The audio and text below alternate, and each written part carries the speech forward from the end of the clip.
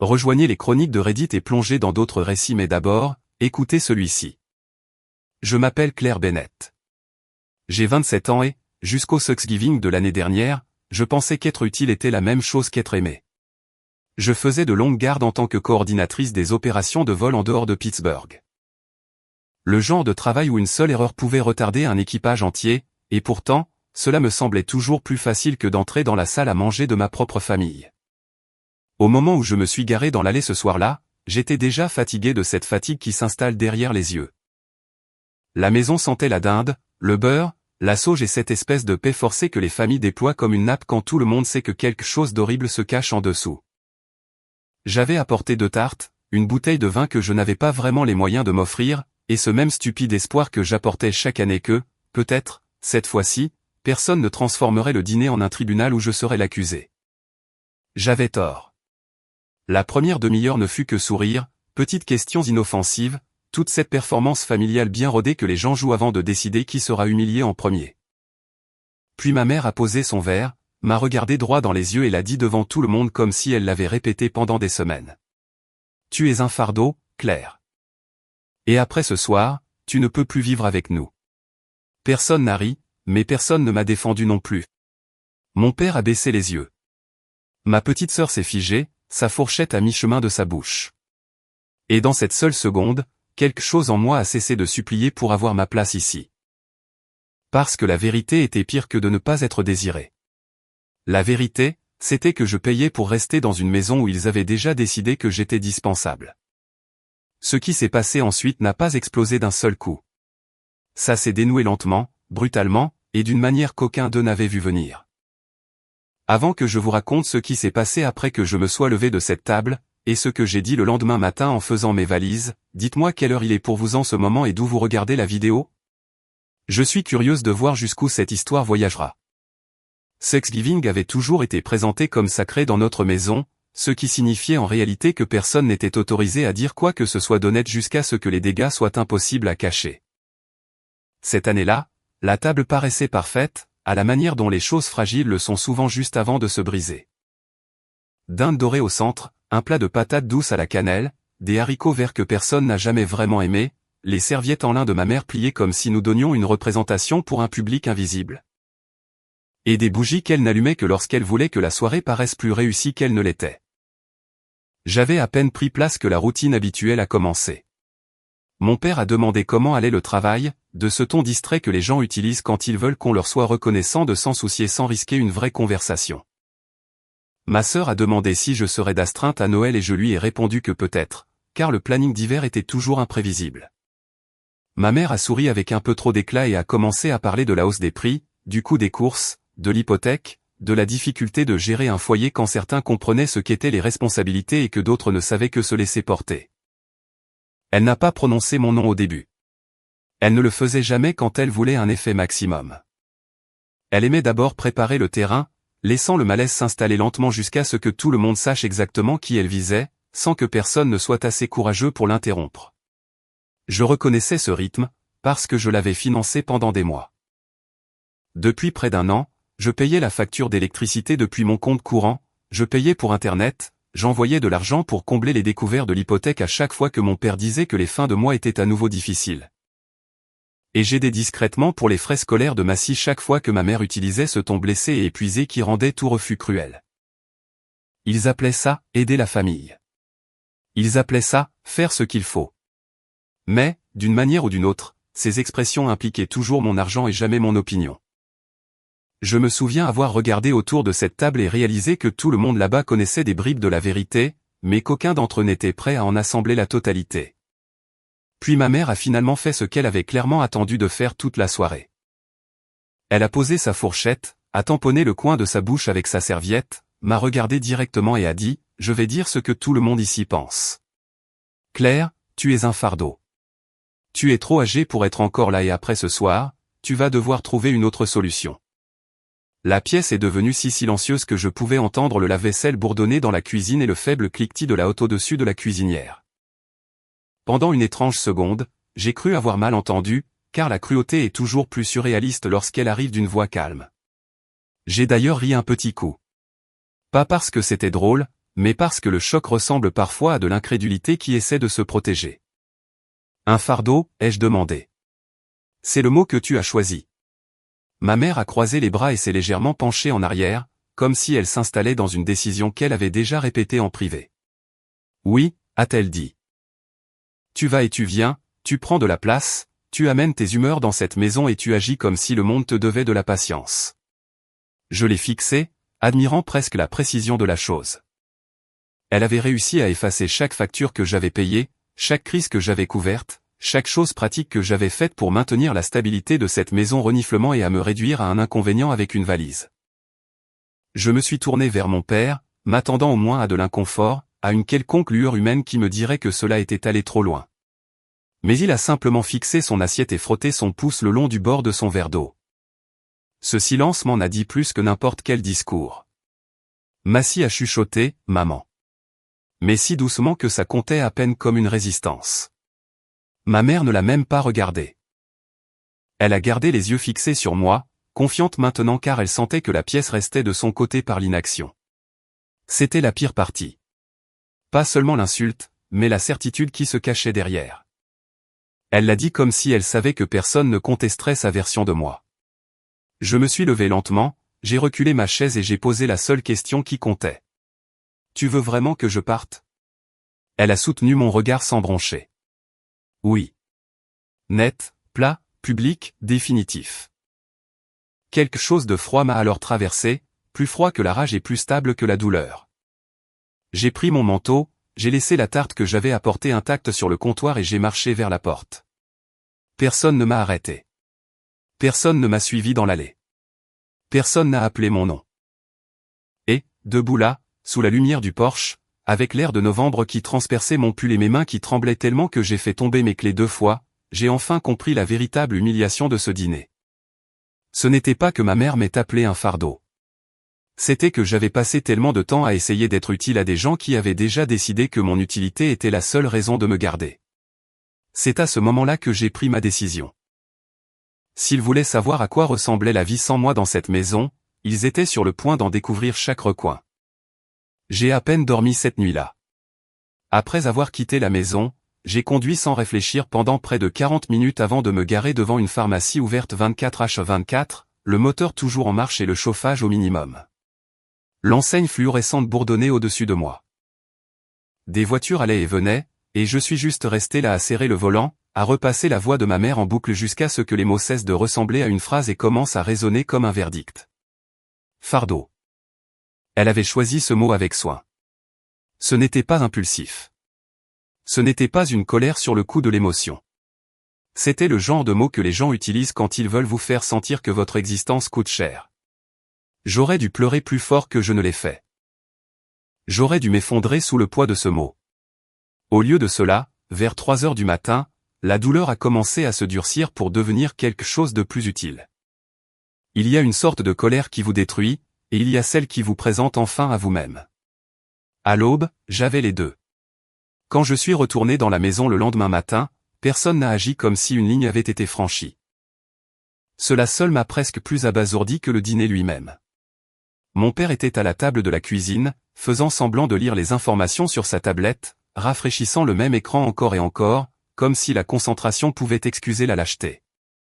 Ma mère se tenait près de la cafetière en peignoir, bougeant avec le calme et l'efficacité de quelqu'un qui croyait avoir dit quelque chose de désagréable mais nécessaire. Massy rôdait près du frigo, silencieuse et pâle, clairement consciente que la maison avait basculé du jour au lendemain, même si elle ne savait pas comment arranger les choses. Je n'ai rien dit. Je suis allé directement à l'étage, j'ai ouvert mon placard, j'ai descendu ma valise et j'ai commencé à faire mes affaires.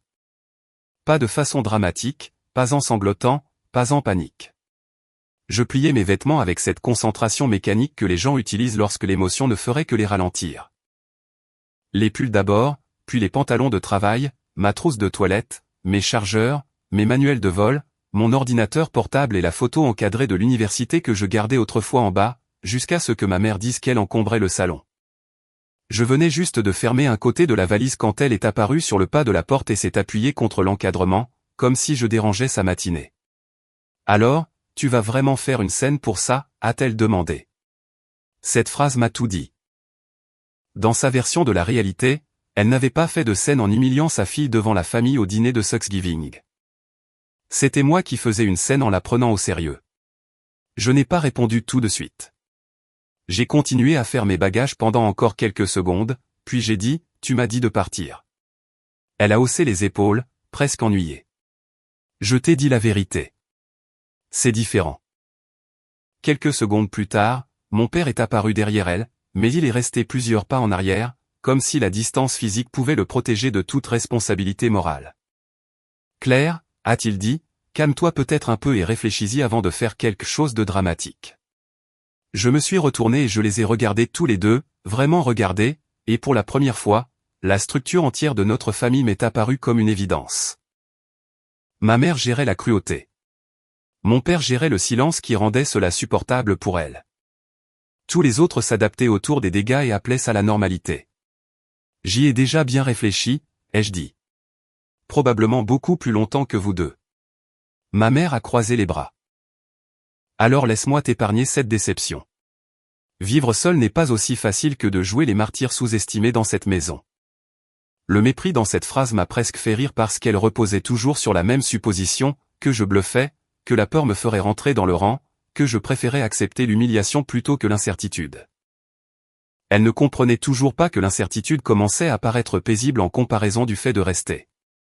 J'ai porté un carton dans le couloir. Elle m'a suivi dans les escaliers en parlant tout le long, avec ce ton sec qu'elle utilisait quand elle voulait que chaque mot ressemble à une correction. Tu n'as aucune idée de ce que coûte le monde réel. Tu penses que payer quelques trucs par-ci par-là fait de toi le pilier de cette maison? Tu es d'une arrogance incroyable parfois. Je me suis arrêté à mi-chemin dans les escaliers et je me suis retourné lentement. Quelques trucs par-ci par-là, ai-je répété. Mais j'ai laissé tomber pour le moment et j'ai continué à marcher parce que je n'étais pas encore prête à tout dire. Dans le salon, avec ma valise près de la porte et mes clés à la main, elle m'a regardé avec ce sourire crispé et victorieux qu'elle arborait toujours quand elle pensait que la vie était sur le point de me donner une leçon en son nom. Tu seras de retour dans un mois, a-t-elle dit. Peut-être moins. Et c'est alors que quelque chose en moi s'est apaisé, pas brisé, apaisé. Toute la panique de la nuit précédente s'est dissipée, et ce qui est resté, c'était la clarté. Je l'ai regardé, puis j'ai regardé mon père, puis la pièce que j'avais passé des années à aider à entretenir sans jamais vraiment y appartenir. Et j'ai prononcé les 4 mots qui ont tout changé. Payez vos propres factures. Pendant un instant, personne n'a réagi, comme si la phrase était entrée dans la pièce dans une langue qu'il ne reconnaissait pas. Puis ma mère a cligné des yeux. Mon père a levé brusquement les yeux. Massy s'est figé près du couloir. J'ai laissé le silence s'installer assez longtemps pour qu'il se transforme en compréhension avant d'ajouter, dès aujourd'hui. C'était la première fois que je voyais de la vraie peur traverser le visage de mon père. Ma mère a ouvert la bouche, mais rien n'est sorti immédiatement, et cela seul m'a indiqué que j'avais enfin dit la seule chose pour laquelle il ne s'était jamais préparé. Il s'était préparé aux larmes. Il s'était préparé aux supplications. Il s'était préparé à la culpabilité, à la reculade et à la réconciliation. Il ne s'était pas préparé aux conséquences. Il n'avait jamais considéré mon aide comme de la dépendance, car la dépendance a l'air embarrassante quand on la prononce à voix haute. Ils appelaient ça, la famille. Ils appelaient ça, se serrer les coudes. Ils appelaient ça, faire ma part. Mais en me tenant là, à côté de ma valise, observant leurs expressions passer de l'indignation à la confusion, puis à une alarme silencieuse, j'ai su qu'ils faisaient enfin les calculs, pas seulement financièrement, mais psychologiquement. Si je partais et que je pensais vraiment ce que je venais de dire, alors le système sur lequel ils vivaient sans le nommer était sur le point de s'effondrer au vu et au su de tous. Ma mère s'est reprise en premier. Elle le faisait toujours. Ne sois pas ridicule, a-t-elle dit, lâchant un rire sec qui semblait plus défensif qu'amusé. Nous ne dépendons pas de toi. J'ai sorti mon téléphone, ouvert mon application bancaire, et je l'ai regardé directement. Le prélèvement automatique pour l'électricité se fait sur mon compte. Internet est payé depuis mon compte. Je transfère de l'argent à papa pour l'hypothèque un vendredi sur 2. J'ai payé la compte pour le voyage de fin d'année de Massy, les frais de son ordinateur portable, et la réparation de la climatisation en septembre. J'ai aussi payé les courses 2 fois le mois dernier quand ta carte a été refusée. Tu veux que je continue? Mon père s'est levé si vite que sa chaise a grincé violemment contre le sol, le bruit étant assez strident pour faire tressaillir ma scie. Il détestait les faits chaque fois que les faits perturbaient le confort de prétendre ne pas savoir les choses. Ce n'est pas juste, a-t-il dit immédiatement, ce qui m'a indiqué qu'il n'avait pas d'argument plus fort que le déni. Nous ne t'avons jamais demandé de faire tout ça. Je l'ai dévisagé. Non, ai-je dit. Vous l'avez juste accepté à chaque fois.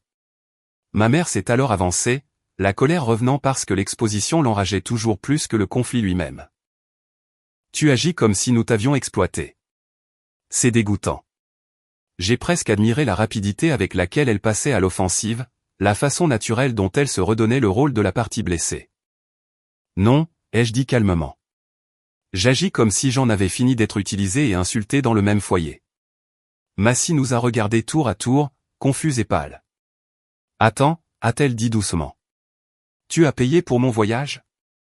Je me suis tourné vers elle et j'ai hoché la tête une fois. Ouais. Maman a dit que la date limite avait été avancée et que c'était serré. Les yeux de Massy s'écarquillèrent, puis se posèrent lentement sur notre mère. Tu m'as dit que papa avait pris des boulots supplémentaires.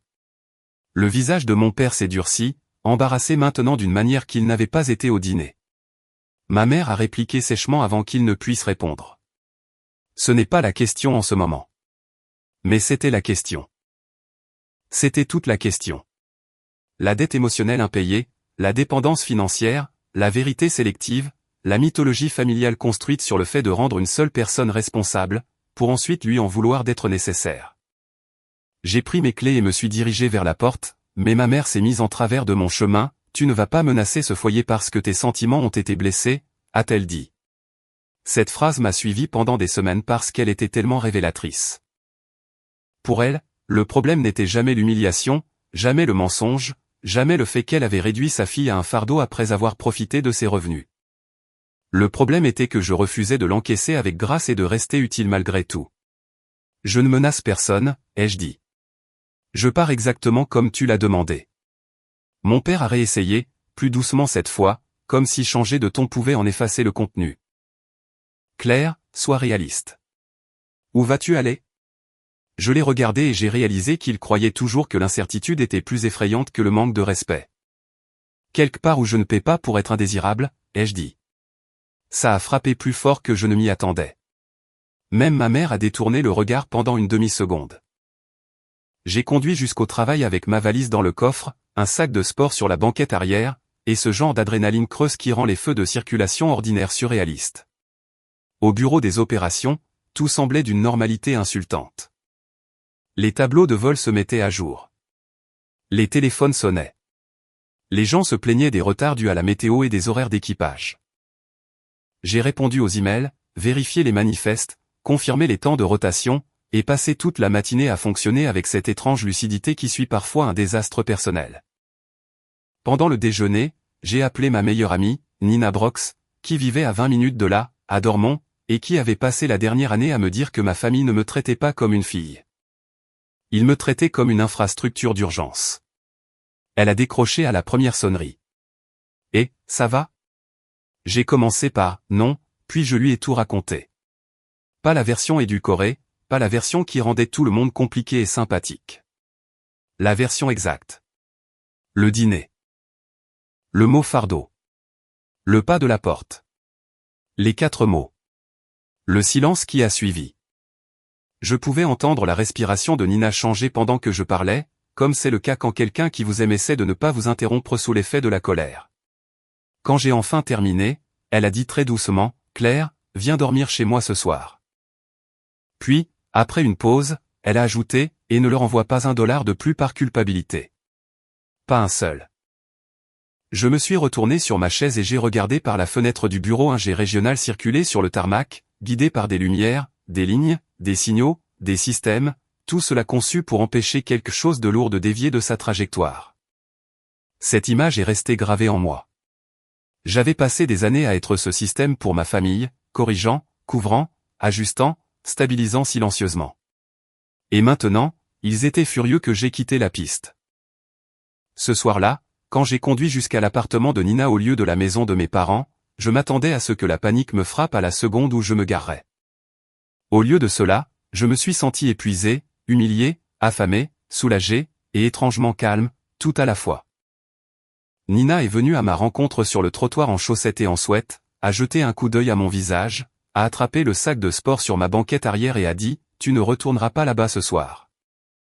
C'était une phrase si simple, mais j'ai failli pleurer en l'entendant parce que c'était la première chose que quelqu'un me disait depuis 2 jours qui ressemblait à de la protection plutôt qu'à du contrôle.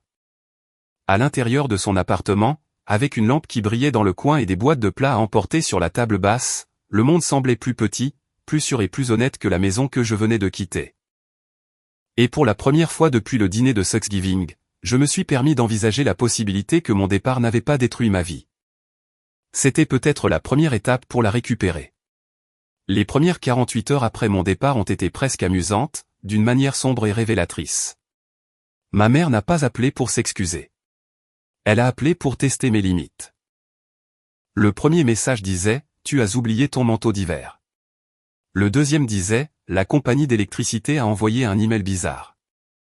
Le troisième disait « Ton père n'arrive pas à accéder au portail de paiement ». Au quatrième message, la performance avait craqué. Claire, c'est enfantin.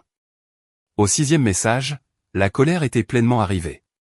Tu n'as pas le droit de punir cette famille parce que tu es trop sensible. Je les ai tous ignorés jusqu'à cette nuit-là, où mon père a fini par appeler. Pas pour demander comment j'allais, ni pour me demander où je logeais. Il a demandé si la facture d'électricité avait vraiment été rattachée à mon compte et si j'avais mis quelque chose en pause. Ce mot m'a fait un drôle d'effet. En pause. Comme si j'avais temporairement interrompu un service dont il supposait qu'il reprendrait une fois que je me serais calmé. Non, ai-je dit. J'ai tout annulé à mon nom. Silence. Puis il a expiré fortement et a marmonné, « Mon Dieu, Claire. » J'ai failli dire, « Tu aurais dû dire ça à table. » Au lieu de ça, j'ai raccroché. Dans l'appartement de Nina, j'ai dormi sur un canapé convertible à côté d'une bibliothèque et d'un lampadaire à l'abat-jour de travers, et c'était plus reposant que n'importe quelle nuit passée dans cette maison depuis des années. Lors de mon 3e jour là-bas, j'ai trouvé un studio à Mount Lebanon, au-dessus d'une pharmacie familiale. Il avait des plafonds mansardés, de vieux parquets, un radiateur qui cliquetait quand il s'allumait, et exactement une minuscule fenêtre au-dessus de l'évier. C'était parfait, parce que c'était le mien. J'ai signé le bail pendant ma pause déjeuner. Ce soir-là, je suis retourné chez mes parents pour chercher le reste de mes affaires, et l'endroit semblait déjà différent. Pas triste, instable. Ma mère a ouvert la porte avec l'expression de quelqu'un qui s'attendait à ce que le temps m'affaiblisse. Mon père se tenait dans le couloir, faisant semblant de remplacer une pile de détecteurs de fumée qu'il tenait probablement depuis 20 minutes. Massie a dévalé les escaliers desquels a entendu ma voix. « Claire, attends » a-t-elle dit en me suivant dans ma chambre. Une fois la porte à moitié fermée, elle a chuchoté, « Tu as vraiment payé pour mes affaires d'école, le voyage et la compte de mon ordinateur ?» J'ai hoché la tête. Ouais. Son visage a pâli. Maman m'a dit que papa avait pris des heures supplémentaires dans le bâtiment. J'ai laissé échapper un souffle par le nez. Papa n'a pas pris d'heures supplémentaires depuis presque 1 an. Elle s'est assise sur le bord de mon lit, comme si le sol s'était dérobé sous elle. Pourquoi mentirait-elle ? Cette question est déchirante quand elle vient de quelqu'un d'assez jeune pour penser que les mensonges doivent être logiques. Parce que si tu savais, ai-je dit en pliant mes uniformes dans un carton, tu pourrais commencer à te demander qui était vraiment le fardeau. En bas, la dispute a commencé avant même que j'atteigne le hall d'entrée. Ma mère m'a accusé de monter ma scie contre elle. Mon père m'a accusé de réagir de manière excessive et de déstabiliser la maison. J'ai regardé autour de moi les avis de retard de paiement sur le comptoir, les sacs de courses à moitié remplis, la tension qui vibrait sous chaque phrase, et j'ai enfin compris quelque chose de libérateur. Je n'avais pas brisé ce foyer en partant. J'avais simplement arrêté de maintenir les morceaux cassés ensemble. Ma mère s'est approchée et a baissé la voix, ce calme dangereux qu'elle utilisait quand elle voulait que les mots frappent plus fort. Si tu pars encore une fois comme ça, ne t'attends pas à ce que nous soyons là quand ton petit fantasme d'indépendance s'effondrera. J'ai pris mon dernier carton, j'ai ouvert la porte d'entrée et j'ai dit, alors on est clair. Je n'ai pas claqué la porte. Je n'en avais pas besoin. La vérité que j'avais laissée derrière moi était plus bruyante que n'importe quelle sortie. Emménager dans ce studio a changé mon corps avant de changer mon esprit. J'ai commencé à faire des nuits complètes. Mes épaules se sont relâchées. J'ai arrêté de me crisper quand mon téléphone s'allumait. J'ai acheté 2 assiettes, une poêle, une cafetière d'occasion et une serviette de bain bleue qui n'allait avec rien, et chaque petite chose semblait être la preuve que la paix pouvait être construite à partir de zéro. Mais la liberté n'est pas aussi simple que de franchir une porte et d'en verrouiller une autre derrière soi. Certaines nuits, je m'asseyais encore par terre avec un plat à emporter sur les genoux et je me demandais si j'avais fait quelque chose d'impardonnable. Des années de conditionnement familial ne disparaissent pas simplement parce que le loyer est maintenant à votre nom. Ma mère s'en est assurée. Elle a changé de tactique après que la colère a cessé de fonctionner. Elle a commencé à envoyer des paragraphes entiers sur le sacrifice, sur le fait que les mères ne sont pas parfaites, sur la difficulté de l'âge adulte, sur la déception de voir que j'avais choisi l'argent plutôt que la famille. Puis reniflement est arrivé, la famille élargie. Une tante m'a envoyé un SMS pour me dire que mes parents subissaient une pression terrible. Un cousin à qui je parlais à peine m'a écrit « J'ai entendu dire que tu as abandonné ta famille juste avant Noël ». Celui-là m'a assez abasourdi pour me faire rire. Ça y était.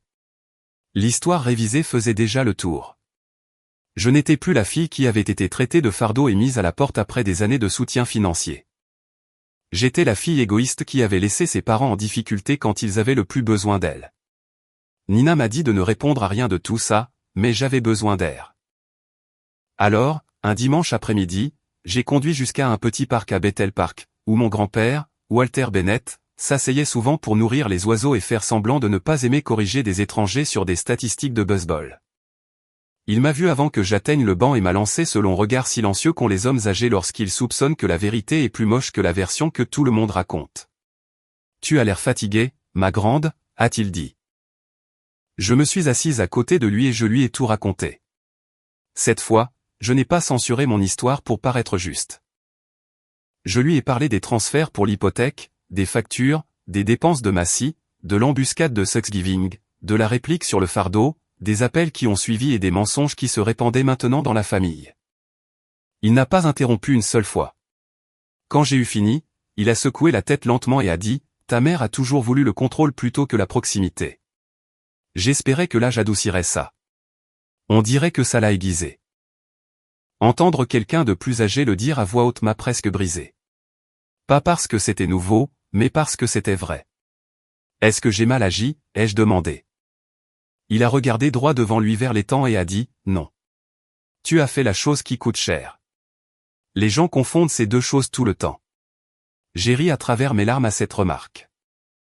Puis il a ajouté « La leçon la plus dure de l'âge adulte, c'est que certaines personnes ne vous aiment confortablement que lorsque vous êtes utile. À la minute où vous cessez d'être utile, ils vous qualifient de difficile, d'égoïste ou d'ingrat. Dans ton cas, un fardeau. » J'ai dégluti difficilement. Qu'est-ce que je fais maintenant? Il s'est alors tourné vers moi. Tu te construis une vie qu'ils ne pourront pas réécrire. Cette phrase m'est restée en tête tout au long du trajet de retour. Construire une vie qu'ils ne peuvent pas réécrire.